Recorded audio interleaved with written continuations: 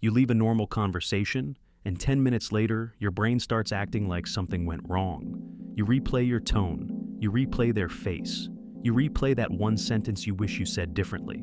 And now, a conversation that lasted 2 minutes starts taking over the next 2 hours. It is such a common habit, but when it happens, it feels personal. You start asking yourself questions that did not even exist while the conversation was happening. Did I talk too much? Did I sound strange? Was that joke unnecessary? Did I make things awkward? And the more you think about it, the more convincing those questions start to feel. A lot of the time, nothing actually happened. There was no real problem, no conflict, no obvious bad reaction. But your mind does not always need proof to keep going. Sometimes one small pause, one neutral expression, or one delayed reply is enough to make you start building a whole story around the interaction. That is what makes replaying conversations so draining. It follows you into other parts of your day. You can be making breakfast, answering emails, walking to work, or trying to relax, and part of your attention is still stuck in a moment that already ended. Your body is in the present, but your mind keeps going back to a version of the past that it is trying to edit. And what makes it worse is that replaying can feel productive. It can feel like you are reviewing the situation, learning from it, or protecting yourself from future embarrassment. But most of the time, it is not reflection. It is rumination. It is not helping you move forward. It is keeping you emotionally stuck in a loop.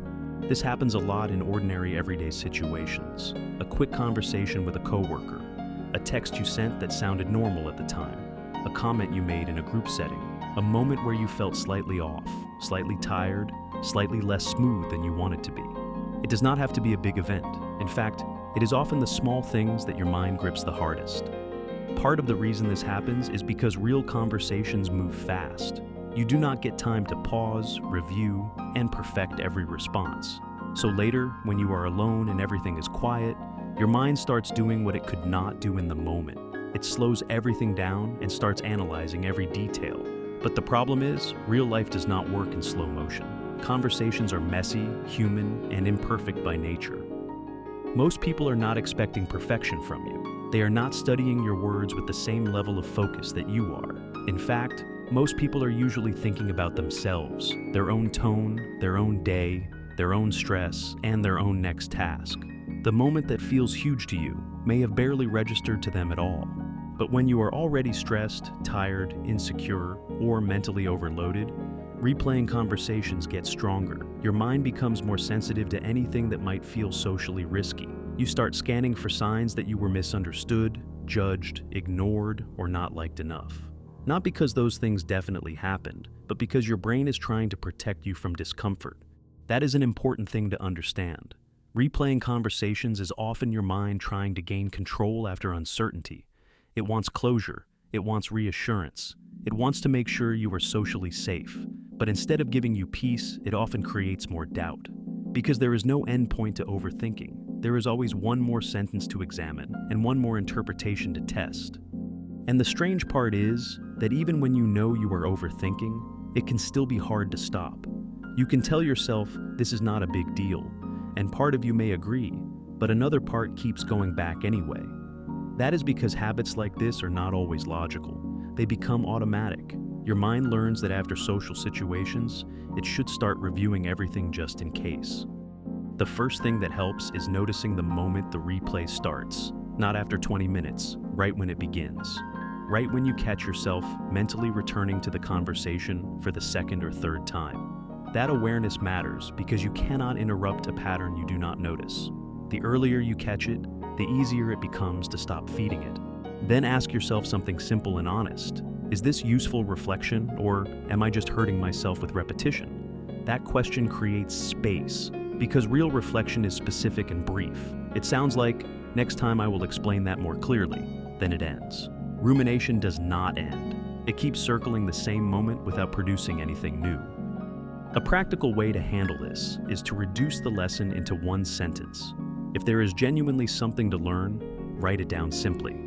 Maybe speak slower when tired. Maybe do not answer messages immediately when stressed. Maybe stop assuming every pause means something negative. Once the lesson is clear, there is no reason to keep replaying the whole conversation again and again. It also helps to bring yourself back into real life physically.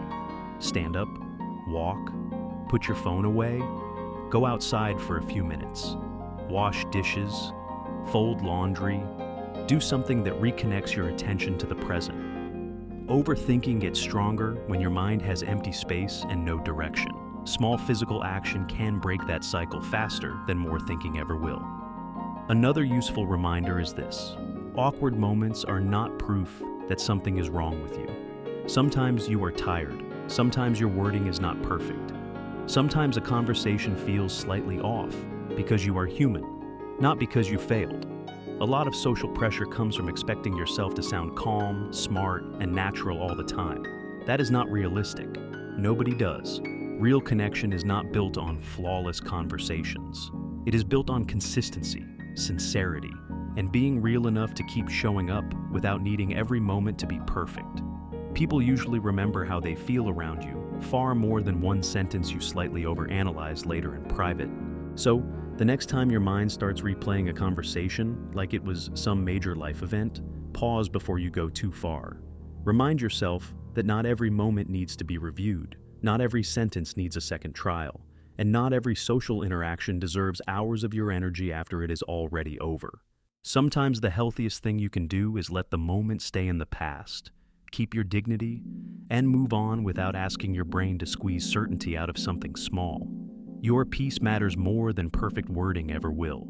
If you keep replaying conversations in your head, you are not strange and you are definitely not alone. But you do not have to keep living inside every small moment after it ends. Learn the lesson, let the rest go, and keep moving. Follow the channel for more realistic, life-changing content that actually helps in everyday life.